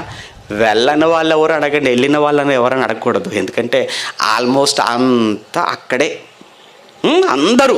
అందరూ అని అంటే దేశ అధ్యక్షుల అక్కడే ఉంటారు. నేనన్నమాట కదా, బైబిల్లో ఉన్నమాట. యెషయా గ్రంథం, ఇప్పుడు అక్కడ చదువుకున్నాం కదా మనం. యెషయా గ్రంథం మళ్ళీ వచ్చేద్దాం ఇక్కడికి. యెషయా గ్రంథం 5వ అధ్యాయం 14. యెషయా గ్రంథం 5వ అధ్యాయం 14లో అందుచేతనే పాతాళము గొప్ప ఆశ పెట్టుకుని అపరిమితముగా తన నోరు తెరచుచున్నది. పాతాళం ఎప్పుడు కూడా నోరు తెరచే ఉంటుంది. ఎందుకు నోరు తెరిచి ఉంటుంది? నోరు ఎందుకు మూయేది అది? అమ్మో, నోరు మూస్తే నా నోట్లో పడాల్సిన వాడు మళ్ళీ పక్కకి వెళ్ళిపోతాడేమో. ఏమంటే క్రికెట్ గురించి మీకు తెలుసు కదా, బౌలర్ బాల్ పట్టుకొని పరిగెత్తుతున్నాడు బౌలింగ్ వేయటానికి అనగానే మిగతా ఫీల్డర్స్ అంతా అలర్ట్ అయిపోతారు. ఎందుకంటే బ్యాట్స్మెన్ ఆ బాల్ ఎటు కొడతాడో తెలియదు. ఎటు కొట్టినా క్యాచ్ పట్టేయాలి, మిస్ అవ్వకూడదు, క్యాచ్ మిస్ అవ్వకూడదు అని మైదానంలో ఉన్న ప్రతి ఫీల్డర్ ఏమంటే ఆ బాల్ కోసం, ఆ బంతి కోసం ఎలా అయితే కాచుకొని కూర్చుంటాడో పాతాళం కూడా అలానే ఉందట. ఇక్కడ ఇతనైనా క్యాచ్ మిస్ చేస్తాడేమో, కానీ ఇది మాత్రం అసలు ఇప్పటి వరకు ఒక్క క్యాచ్ మిస్ చేయలేదండి. పాతాళం ఎవరిని విడిచిపెట్టలేదా? ఎవరిని విడిచిపెట్టలేదట. అదే చెప్తున్నాడు అక్కడ ఆయన. పాతాళము అపరిమితముగా తన నోరు తెరచుకొని వారిలో అంటే తన నోటిలో పడిపోయిన, పాతాళములో పడిపోయిన వారిలో చెప్తున్నాడు, గనులు, బబులోను సామ్రాజ్యాధినేతల, అక్కడే మాదియ పారసీక సామ్రాజ్యాధినేతల, అక్కడే గ్రీకు సామ్రాజ్యాధినేతల, ఎవరైతే ఏంటండి పాతాళానికి రా, నువ్వు వచ్చేయి. ఎందుకు? నువ్వు బుద్ధిమంతుడవా? ఎంతమంది రక్తాన్ని తాగేసావురా భూమి మీద బ్రతికిన కాలం? ఎంతమంది రక్తాన్ని, ఎంతమంది ప్రాణాలను, ఎంతమంది కుత్తుకలను నరికేశావు, ఎంతమందిని మోసం చేశావు, మాయ చేశావు, దగా చేశావు. నువ్వు మిస్ అవుతావా? నో, ఏ ఒక్కడు తప్పించుకోలేడు దానిని. అది అపరిమితముగా నోరు తెరచుకొని వారిలో గనులను, సామాన్యులు కూడా ఉన్నారట, గనులున్నారట, సామాన్యులున్నారట, ఘోష చేయువారు ఉన్నారు, హర్షించువారు. సినిమా ఇండస్ట్రీయా లేకపోతే అది ఏ ఇండస్ట్రీయా? అందరూ అందరూ అందరూ, అన్ని కేటగిరీసా? అన్ని కేటగిరీస్, అన్ని వర్గాల వారా? అన్ని వర్గాల వారు. పాపం చేయని మనిషి ఎక్కడా? పాపము లేని చోటెక్కడా? ఎవరికుందండి దేవుడు అంటే భయం? ఎవరికుందండి దేవుడు అంటే భక్తి? ఎవరికుందండి ఈరోజు? ఎవరికున్నాయండి నైతిక విలువలు అనేవి? సమాజంలో రోజు రోజుకి దిగజారిపోవటం మనం చూడటం లేదు. తల్లిని గౌరవించే పిల్లలు ఈ కాలంలో, తల్లిదండ్రులను గౌరవించేటువంటి పిల్లలు ఉన్నారా? భార్యను భార్యగా, భర్తను భర్తగా, ఈరోజు పిల్లలను నిజంగా తమ కడుపును పుట్టిన బిడ్డలను కూడా ఈరోజు ఎంత పాశవికంగా, అమానుషంగా చంపుతున్నటువంటి రోజుల్లో ఉన్నాం. తల్లి ప్రేమ కూడా కలుషితం అయిపోయిన రోజులు. తల్లి ప్రేమ కూడా కలుషితం అయిపోయిందండి. ఏమంటే పిల్లలు తల్లిదండ్రులు గౌరవించటం లేదు. ఎక్కడ కూడా ప్రేమలు లేని భయంకరమైన పరిస్థితులు రోజు వార్తలు వింటుంటే, చదువుతుంటే, చూస్తుంటే, ఇటువంటి సమాజంలోనే మనం ఉన్నాం.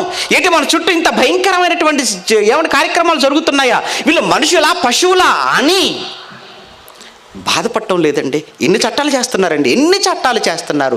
కానీ మనుషుల్లో పరివర్తన వస్తుందా? మనుషుల్లో మార్పు వస్తుందంటారా చెప్పండి?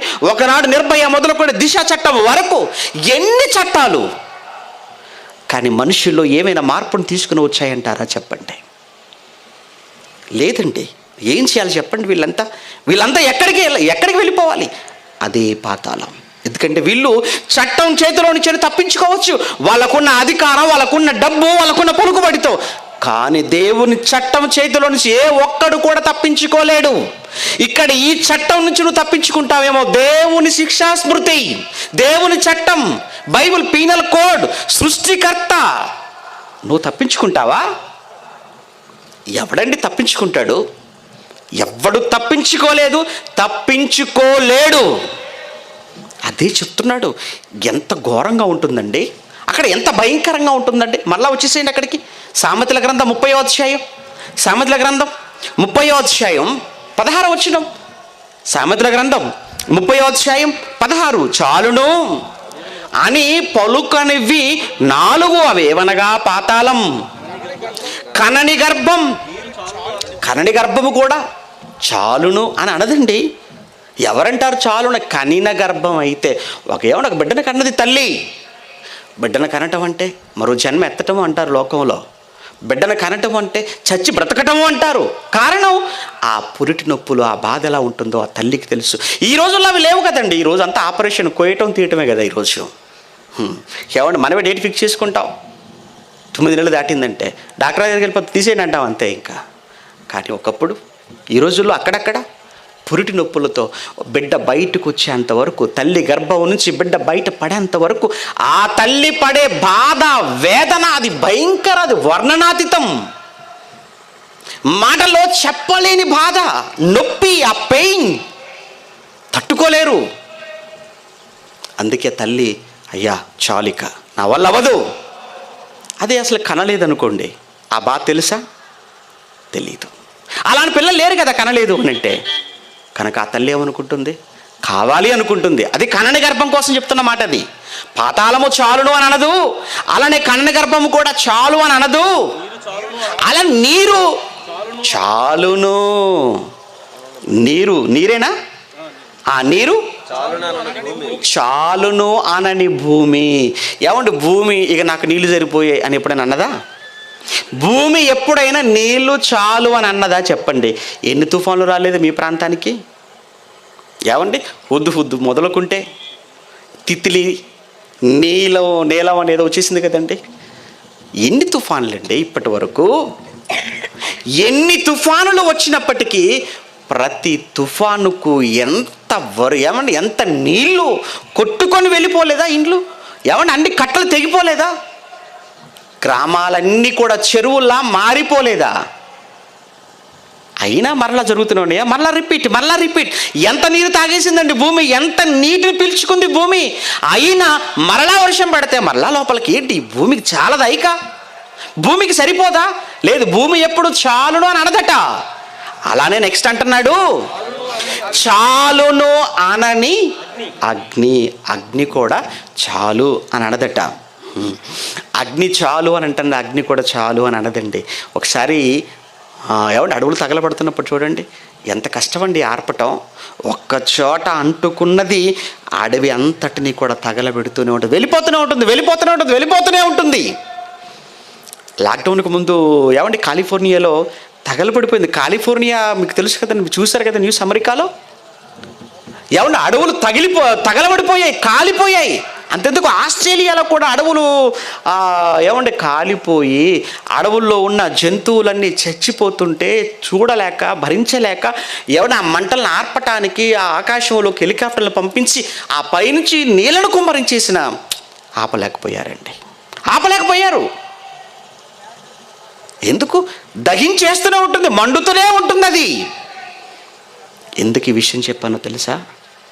పాతాళ లోకంలో నిన్ను మండించటానికి దేవుడు పెట్టిన అగ్ని కూడా అదే. అగ్నికున్న గుణం, అగ్నికున్న లక్షణం ఏంటంటే చాలు అని అనదు. అగ్ని చాలు అని అనదు.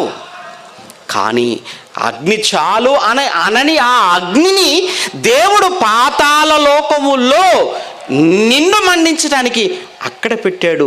ఇప్పటి వరకు ఎంతమందిని కాల్చి పడేస్తుంది, ఇప్పటికి ఎంతమందిని కాలుస్తుంది అది ఆ పాతాళములో. తెలుసు కదా పాతాళం అంటే ఏముంటుంది? పాతాళములో అగ్ని ఉంటుంది, ఆ అగాధములో అగ్ని ఉంది.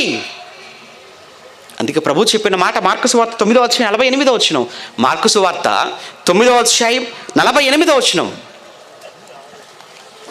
ప్రభు చెప్తున్న మాట అండి. నరకమున, మార్కు సువార్త 9వ అధ్యాయం 48వ వచనంలో, నరకమున వారి పురుగు చావదు, అగ్ని ఆరదు వారి పురుగు. నువ్వు చావవు, ఆత్మగా నువ్వు చావవు, నీకు చావు ఉండదు. ఎందుకు చావు ఉండదు? అదేంటండి, చచ్చిపోతున్నారు కదండి. అవును, చావు దేనికి అనుకుంటున్నావు? చావు కేవలము పైనున్నటువంటి ఈ శరీరానికమ్మా. పైనున్నటువంటి శరీరం ఉందే, దీనికి ముగింపు, దీనికి చావు. కానీ శరీరములోనున్నది చూసారా? పవర్, ఆత్మ. ఈ బల్బు ఉండి పేలిపోవచ్చు, పగిలిపోవచ్చు. కానీ బల్బు పగిలిందని మనం వింటామే తప్ప కరెంటు పగిలిపోయిందని ఎప్పుడైనా మీరు విన్నారా? ఏమండి, టీవీ పాడైపోవచ్చేమో కానీ కరెంటు పాడైపోయిందండి ఎప్పుడైనా విన్నారు ఈ వార్తలు? ఉండవు. అలానే ఇది పేలిపోతుంది, బల్బులాగా ఇది పేలిపోతుంది ఈ దేహం. దాన్నే మనం పెట్టుకున్నాం పేరు చావు, మరణం, మృత్యువు అని. అంటే లోన అప్పటి వరకు పవర్, బల్బులోకి వెళ్ళి బల్బును వెలిగించిన విద్యుత్ శక్తి, పవర్ దానివల్ల బల్బు ఎలా వెలిగిందో, టీవీలో ఎలా బొమ్మ మాట మనకు వినిపించాయో, సౌండ్ ఎలా పని చేయిస్తుందో, మాట ఎలా వినపడుతుందో సౌండ్ సిస్టంలో, ఫ్యాన్ను ఎలా తిప్పిందో, ఫ్రిడ్జ్లో ఎలా చల్లదనాన్ని కలిగించిందో, వీటన్నిటినీ కూడా వెనకాల ఏంటంటే పవర్. అలానే మన లోపల కూడా శక్తి, అదే ఆత్మ. లోన ఆత్మ ఉంది కనుక కళ్ళతో చూడగలుగుతున్నాం, చెవులతో వినగలుగుతున్నాం, నోటితో మాట్లాడగలుగుతున్నాం, కాళ్ళు చేతులు ఈరోజు పని చేయగలుగుతున్నాయి. అంతెందుకు మనిషిగా ఉన్నావు. ఈరోజు మనిషిగా మనం ఉన్నామంటే కారణం లోన ఆత్మ ఉంది కనుక. ఆత్మ వెళ్ళిపోయింది, దాన్ని చావు. ఆత్మ వెళ్ళిపోగానే చూడండి, అన్ని అవయవాలన్నీ ఉన్నట్టుగానే ఉంటాయి. అవయవాలన్నీ ఉంటాయి, కానీ ఏ అవయవానికి కదలికలు ఎందుకు చెప్పాలి? అదేంటండి, అన్నీ ఉన్నాయి. నిన్న మాట్లాడాడు, వెళ్ళి పిలవండి, లేస్తాడేమో, లేవడు. నన్ను చూశాడు, ఈరోజు చూడమని చూడడు. నేను విన్నాడు కదా చెప్తే ఏదో స్టోరీ, ఇప్పుడు చెప్పండి చెవులో, వినడు. అదేంటి, నిన్నటి వరకు విన్నవాడు, నిన్నటి వరకు చూసినవాడు, నిన్నటి వరకు మాట్లాడినవాడు, నిన్నటి వరకు కదిలినవాడు ఈరోజు ఏమైంది? ఉన్నట్టుగా పవర్ వెళ్ళిపోయింది. ఏంటా పవర్? అది బైబిల్ చెప్పింది, ప్రభు చెప్పాడు. యోహాను సువార్త 6:63లో ఆత్మయే జీవింప చేయుచున్నది, శరీరం అది కేవలం నిష్ప్రయోజనం. అంటే లోనున్న ఆత్మ అది జీవింప చేస్తుంది. మరి జీవింప చేసే ఆత్మ వెళ్ళిపోతే దేహములో నుంచి, అప్పుడు ఇది ఏమైపోతుంది? నిష్ప్రయోజనమైన శవంగా కళ్ళ ముందు మారిపోతుంది. ఇది నిష్ప్రయోజనం, పనికిరానిది గనుకనే వెంటనే బంధువులకు ఫోన్ చేసాము, అందరూ వచ్చేసారు, ఇంటి ముందు టెంట్ వేశారు, టెంట్ కింద పాడిపోయి నువ్వు. ఆ తర్వాత అందరూ ఎవరి పనిలో వాళ్ళు, ఎవరి బిజీలో వాళ్ళు మాట్లాడుకుంటుంటారు. ఏమండి టైం అయిపోతుందండి, ఎప్పుడు తీస్తారండి, ఎప్పుడండి కార్యక్రమం? కొంత ఫోన్ చేస్తారు, ఎవరు సమాధి కార్యక్రమం ఇప్పుడు చెప్పండి, అప్పుడే వచ్చేస్తాం. బిజీ మరి వాళ్ళు చాలా. ఆఖరి చూపులు కదండి, అలా వచ్చేస్తామండి. తీసుకెళ్ళిపోతున్నారా? వచ్చేస్తున్నా. రాగానే పాడ మీద పెడతారు, పైన మొత్తం కూడా చక్క కప్పేస్తారు, నిప్పంటిస్తారు, ఇంటికి వెళ్ళిపోతారు. అది పూర్తి కాలిందో లేదో కూడా వీళ్ళకి అవసరం లేదు. పాప పివి నరసింహరావు గారిని అలానే పెట్టేశారండి. వర్షం పడిపోయి మధ్యలో సగం కాలి సగం కాలా పడిపోయిందట శవం. దేశ ప్రధాని ఒకప్పుడు, 14 భాషలు అనర్గళంగా మాట్లాడగలిగిన మేధావి, కానీ నోరు మోగపోయిందే, చూడలేకపోతున్నాడే, మాట్లాడలేకపోతున్నాడే. ఏమైందయ్యా? ఆత్మ వెళ్ళిపోయింది. అలానే ఒకరోజు నువ్వు అలానే మారుతావు. అలానే ఒకరోజు మనమంతా అలా మారిపోవలసిన వారమే. ఏంటి? ఏమీ ఉండదు. కట్టుకున్న ఇల్లు అక్కడే, తొడిగిన బట్టలు అక్కడే, కొన్న బంగారం అక్కడే, కొన్న కార్లు అక్కడే, కొన్న భూములు అక్కడే, సంపాదించిన డబ్బంతా అక్కడే. ఎవరికి తెలుసండి? ఎవరికి ఎప్పుడు ఎలా చావు ఉందో ఎవరికి తెలుసు చెప్పండి. కానీ చావుకు ముందున్న ఈ జీవితం కాదు, చావు తర్వాత నువ్వేమైపోతావు, ఆత్మగా నువ్వేమైపోతావు, అది అలా ఆలోచన చేయగలుగుతున్నావు అంటే బుద్ధిమంతుడు అని అర్థం. చావు తర్వాత నా పరిస్థితి ఏంటి, చావు తర్వాత నా జీవితం ఏంటి, దేవుడున్న మహాలోకమైన పరలోకమా, లేదా క్రిందనున్న భయంకరమైన కఠినమైన ఆరని మంటలతో నిండిన చాలును అని పలకని ఈ భయంకరమైన పాతాళ లోకమా? ఏంటి నా గమ్యం ఏంటి? పైకా క్రిందికా? ఎవరైనా పైకి వెళ్ళాలనుకుంటారు, కిందికి ఎవరు వెళ్ళాలనుకుంటారు? కానీ నువ్వు పరలోకమా పాతాళమా డిసైడ్ చేసేది ఈ జీవితం అన్న సంగతి మాత్రం నువ్వు మర్చిపోకూడదు. ఈ లైఫ్ ఇది ఎంత ప్రాముఖ్యమండి. ఈ జీవితం ఇప్పుడు ఈ బ్రతుకు ఎంత ముఖ్యం. ఈ బ్రతుకే రాబోయే బ్రతుకును నిర్దేశిస్తుందన్న సంగతి తెలిస్తే, రాబోయే బ్రతుకు కోసం ఎవడండి ఆలోచిస్తున్నాడు? ఈ చిన్న బ్రతుకు కోసం, 60 ఏళ్ళ జీవితం కోసం కక్షలతో, పగలతో, ద్వేషాలతో, కులాల పేరుతో, ఏమండి ఈరోజు మతాల పేరుతో మనిషి చెయ్యని నేరం, చెయ్యని దారుణం ఈరోజు ఏముంది చెప్పండి? ఎంతకైనా ఈరోజు మనిషి వెనకట్టం లేదు. ఆఖరికి ఎంత దారుణం చంపుతున్నారండి. నిన్న మొన్న మీరు చూసే ఉండొచ్చు కదండి, ఒక వారం 10 రోజుల క్రితం హైదరాబాదులో, ఏమంటే తెలంగాణలో 2 న్యాయవాదులు వాళ్ళని నడి రోడ్డుపై పట్టపగలు అందరూ చూస్తుండగా మీరు చూసే ఉంటారా? ఏమండి ఆ దృశ్యాలను మీరు చూసే ఉండొచ్చు వాట్సాప్లో, ఆ వీడియోస్ను. ఇదేంటి? ఆర్టీసీ బస్సు అండి అక్కడ ఎదురుగా ఉంది, ఇటువైపు ఒక బస్సు ఎదురుగా ఉంది, వీళ్ళు మధ్యలో ఒక జీప్ వచ్చేసింది, ఆపేశారు. ఒక గొడ్డలితో ఒక మొద్దును చెట్టును నరుకుతున్నట్టు, ఒక మేకను కోస్తున్నట్టు, స్త్రీ అని కూడా చూడకుండా, పురుషుడిని కూడా చూడకుండా ఎంత దారుణంగా నరికి నరికి నరికి నరికి చంపేశారండి. ఎంత దారుణం అంటే మనిషి పీక కోసి పట్టుకొని తిరుగుతున్నారు ఊర్లో, ఏంటో తెలియట్లేదు. మనిషి పీక కోసి జుట్టు పట్టుకొని నిన్న న్యూస్లో ఉండే ఒక తండ్రి కూతురు పీకే కోసాడట, ఇలా పట్టుకొని ఊరంతా తిరుగుతున్నాడట. ఇడికింపు ఏంటండి అసలు మనుషులు ఇలా అయిపోయారు? రక్తాన్ని చూస్తేనే కళ్ళు తిరిగి కింద పడిపోయే మనిషి ఎక్కడ? ఈరోజు రక్తాన్ని కళ్ళతో చూస్తున్న మనిషి ఎక్కడ చెప్పండి? రక్తాన్ని చిందించే మనిషి ఎక్కడ? ఎంత మార్పు చూసారా ఈ సమాజంలో? ఎంత దారుణమైన స్థితికి ఈరోజు మనం దిగసారిపోతున్నావు చూసారా? ఎక్కడ అభివృద్ధి? ఎందులో అభివృద్ధి అయ్యా? ఎందులో అభివృద్ధి? ఇల్లు కట్టుకుంటే అభివృద్ధా? కారు కొంటే అభివృద్ధి కాదు. నీ జీవితంలో మార్పు లేనప్పుడు నువ్వు ఎన్ని కొంటే ఏంటి, ఏం చేస్తే ఏంటి? నీ బ్రతుకులో లేని మార్పు భౌతికమైన ఇల్లు, భౌతికమైన కారు, బంగారం వీడియో డెవలప్ అవటం అంటే కాదు. సమాజంలోకి వెళ్తే 10 మంది నీకోసం మంచి మాట్లాడగలరా? నీకోసం మంచి చెప్పగలరా? ఉండవలసిన వాడండి, మంచివాడండి, దండం పెట్టాలండి ఆ వ్యక్తికి అనగలరా? అది డెవలప్ అంటే. అంతేగా నువ్వు ఎప్పుడు చస్తావా నీకోసం ఎదురు చూస్తున్నారు అంటే అదొక జీవితమా? అదొక బ్రతుకా? నీకోసం పాతాళం ఎదురు చూస్తుంది, నీకోసం పాతాళం నోరు తెరుచుకొని చూస్తుంది, ఎప్పుడు పడతావో మూసేద్దామని. అలానే ఒక్కసారిగా అయిపోదు, అక్కడికి వెళ్ళిపోతుంది ఆత్మవు కదా నువ్వు. చావు అనేది చెప్పాను కదా, కట్టెల మీద పెడితే ఏముంది, నిప్పంటిస్తే కాలి బూడిదగా మారిపోతుంది. 60 కేజీలు అన్నావు, మాంసం తిప్పాను, అట్లా ఇట్లా అన్నావు, తీరా చూస్తే బూడిద మొత్తం కలిపి జోకితే ఎంత ఉండదండి, మహా అయితే కేజీ 1/2 కేజీ. ఏంటి 60 కేజీలు కేజీకి మారిపోయావు? ఇదే జీవితం. కానీ అప్పటి వరకు లోన ఆత్మ, నువ్వు అసలు ఆత్మవు నువ్వు. అక్కడికి ఆ పాతాళానికి వెళ్ళిపోతే పాతాళంలో పరిస్థితి ఏంటి? ఆ మంటలు చెప్పాడు కదా ఆయన, నరకమ్మున వారి పురుగు చావదంటే నువ్వే చావవు, ఎందుకంటే నువ్వు ఆత్మవు, నీకు ముగింపు ఉండదు. కారణం దేవుడు కూడా ఆత్మ అయిన దేవునికి చావు లేనప్పుడు, ముగింపు లేనప్పుడు ఆయన ఆత్మను పంచి కదా నీకిచ్చాడు ఆత్మగా. నీకెక్కడ ఉంటుంది ముగింపు? నీకెక్కడ ఉంటుంది చావు? ఆ పాతాళంలో ఎప్పటికంతే, ఎప్పటికీ 60 ఏళ్ళ ఈ జీవితం కోసం, 60 ఏళ్ళ ఈ తుచ్చమైన ఈ జీవితంలో చేసిన ఈ భయంకరమైన ఈ క్రియల కోసం, ఈ పనుల కోసం ఆత్మ జీవితాన్ని అనంతకాలం శిక్ష. అవునండి, ఒక్కరినే హత్య చేసావు కదా, అయితే యావజ్జీవ కారాగార శిక్ష. ఒక్కరినేనండి చంపాను అంటావా? అయినా ఒక మనిషిని చంపినందుకు యావజ్జీవ కారాగార 14 సంవత్సరాల పాటు నీకు జైలు లేదా నీకు ఉరి. ఇది లోకంలో ఉన్న చట్టం.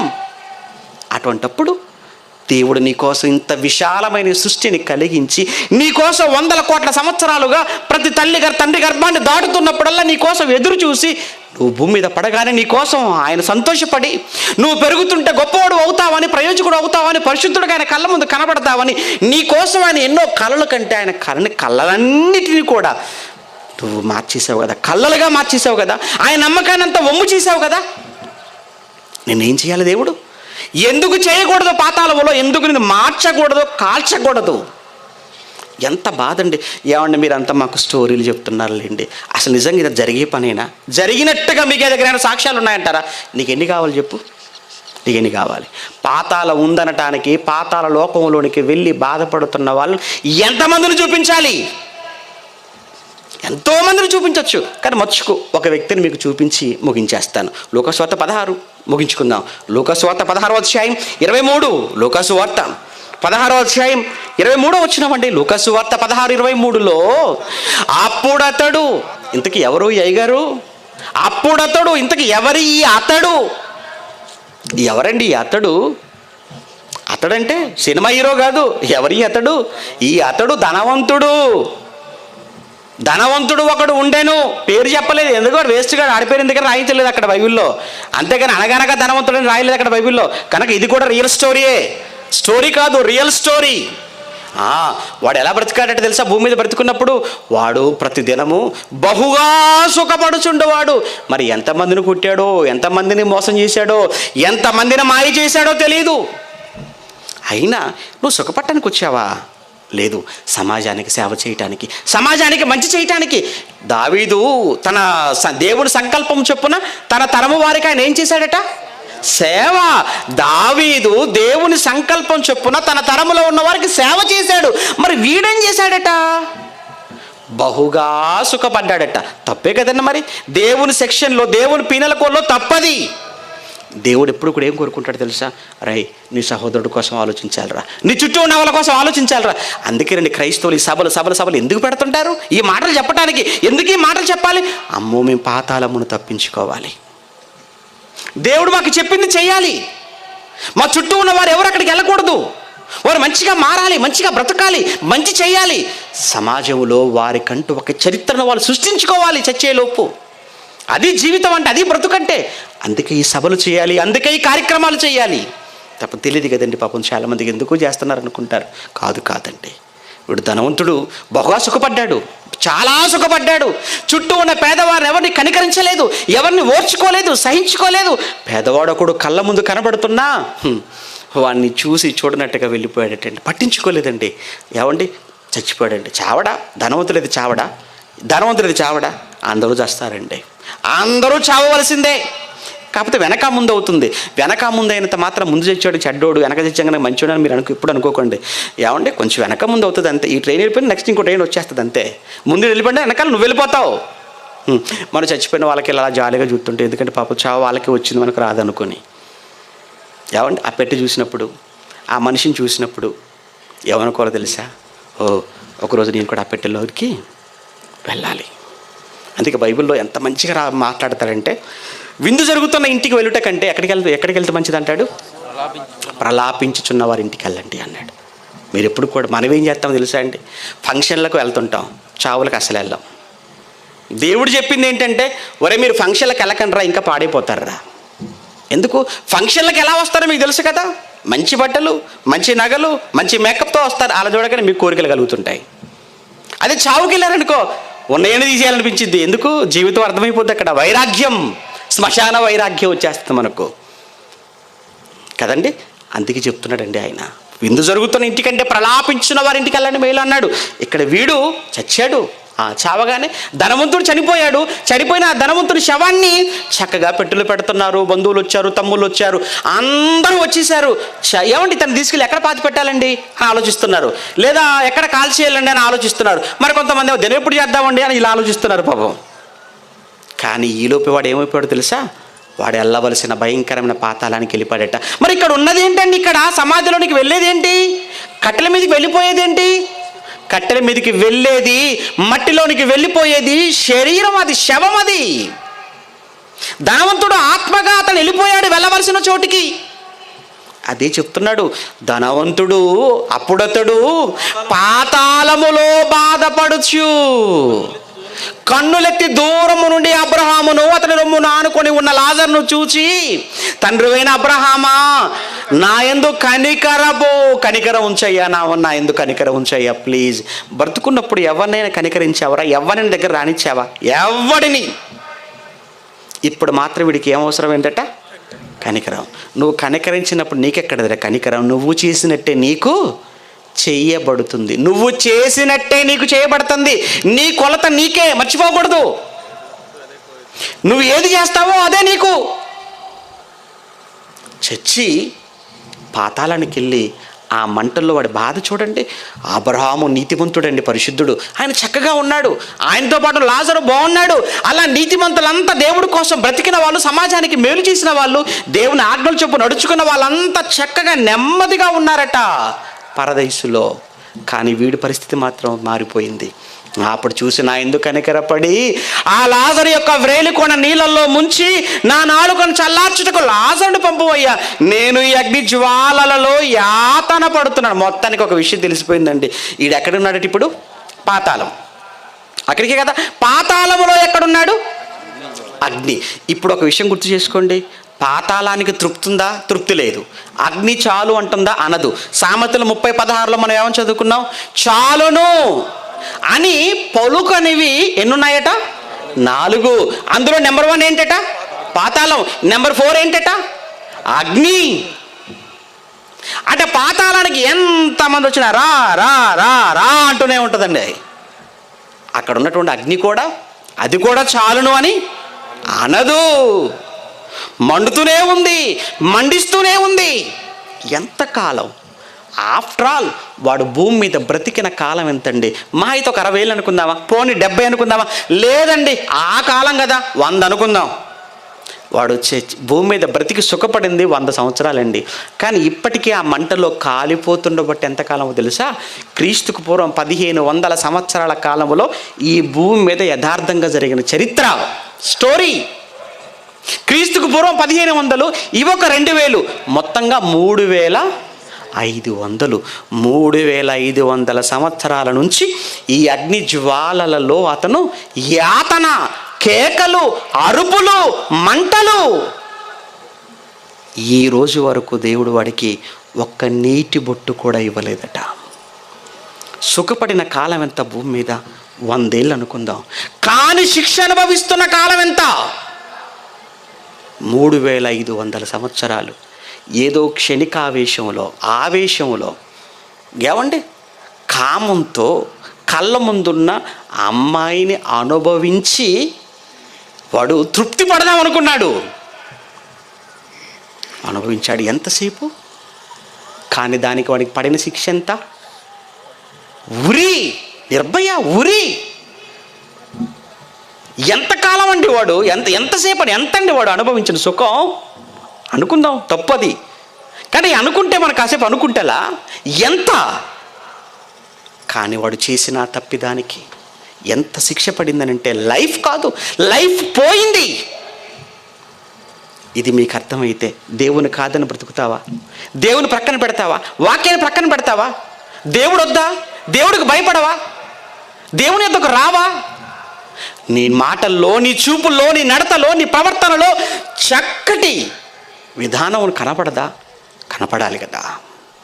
అలా ఒకవేళ నువ్వు అలా మారకపోతే, నువ్వు మార్చుకోకపోతే, ఇదిగో వీడు వెళ్ళాడు, ఇంతకాలంగా శిక్ష అనుభవిస్తున్నాడు. ఇది పాతాళం, ఇది పాతాళ లోకం. ఎంతకాలం? ఉన్నంతకాలం. ఎంతకాలం ఉంటా అక్కడ మనం? ఆత్మకు చావు లేదు, ఆత్మకు ముగింపు లేదు. అనంతకాలం ఆత్మలుగా ఆ పాతాళ గుండంలో కాలిపోతూనే ఉండాలి. ఎంత భయంకరమైన పరిస్థితి అండి, ఒక్కసారి మీరు ఆలోచించండి. ఇప్పుడు చెప్పండి, అక్కడికి వెళ్ళాలని అనుకుంటున్నారండి, ఎవరైనా వెళతారండి? ఎవరైనా వెళతారా? అమ్మో పాతాళం వద్దు, అమ్మో అగ్ని జ్వాలలు, అస్సలు అక్కడికి వెళ్ళడానికి వీల్లేదు అని. ఆ పాతాళ లోకాన్ని మీరు తప్పించుకోవాలి అని అంటే, మిమ్మల్ని తప్పించగలిగిన వాడు ప్రతి మనిషిని ఆ పాతాళ వశము కాకుండా తప్పించడానికి 2000 సంవత్సరాల క్రితం ఈ భూమి మీద అరుదించిన మహనీయుడు, మహాపురుషుడే ఈరోజు మనం నమ్మిన ప్రకటిస్తున్న యేసుక్రీస్తుల వారు. ఎందుకు వచ్చాడనుకుంటున్నారు ఆయన? ఎందుకు వచ్చాడు? మనలందరినీ ఆ పాపము నుంచి తప్పించటానికండి, ఆ పాతాళం నుంచి తప్పించటానికి. పాతాళాన్ని తప్పించుకోవాలి అని అంటే నువ్వు పరిశుద్ధుడుగా బ్రతకాలి. నువ్వు పరిశుద్ధుడుగా బ్రతకాలంటే ఆయన ఉండాలి, ఆయన మాట ఉండాలి, ఆయన మాటలు కావాలి, ఆయన రక్తం కావాలి. అందుకే యేసును పంపాడు తండ్రి. వచ్చాడు మహనీయుడు, ప్రాణం పెట్టాడు, తన రక్తాన్ని చిందించాడు. నిన్ను కూడా నీ జీవితాన్ని కడుక్కో అన్నాడు ఆయన రక్తంలో. ఈరోజు మనమంతా కూడా మన పాపాలను విడిచిపెట్టి పవిత్రంగా క్రీస్తు శిష్యులంగా మారిపోయి క్రీస్తు చూపిన బాటలో, క్రీస్తు నడిచిన మార్గంలో నడుస్తున్నాం.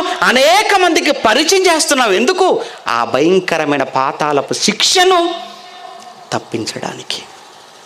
మనం చేసే సేవ సమాజ సేవ, మనం చేసే సేవ దేశ సేవ. నేరాలు తగ్గిస్తున్నాం, మనుషుల్లో భయంకరమైన నేర ప్రవృత్తిని చంపేస్తున్నాం. ఎవరు చేస్తారండి ఇది? ఇది ఎవరు చేయాలి చెప్పండి? మనం చేస్తున్నామండి, మనం చేస్తున్నాం. దేవుడు మన మీద పెట్టిన బాధ్యత, దేవుడు మనపై మోపిన బాధ్యత, మన మీద పెట్టుకున్న నమ్మకం. అందుకే ఎవరిస్తే ఏంటి, ఎవరు ఇవ్వకపోతే మన కష్టం, మన కష్టార్జితం పెడదాం. ఈ సమాజానికి మాటలు చెప్తాం, వాళ్ళు మారుద్దాం. ప్రభునందు ప్రేమైన దేవుని పిల్లలారా, పాతాళం ఇంత భయంకరంగా ఉంటుందన్న సంగతి తెలిసిన తర్వాత మరలా మీరు పాతాళానికి వెళితే ఇక మీ పరిస్థితి ఏంటి చెప్పండి? ఇంత విన్న తర్వాత కూడా, ఇంత చదివిన తర్వాత కూడా అక్కడికి మీరు వెళితేనండి ఇక మిమ్మల్ని ఏమనాలి చెప్పండి? మీకు శిక్ష అక్కడ ఇంకా ఎలా ఉండాలి చెప్పండి? పోనీలేని తెలియక వచ్చేసాడు అంటే వాడికి శిక్ష వేరుగా ఉంటుంది.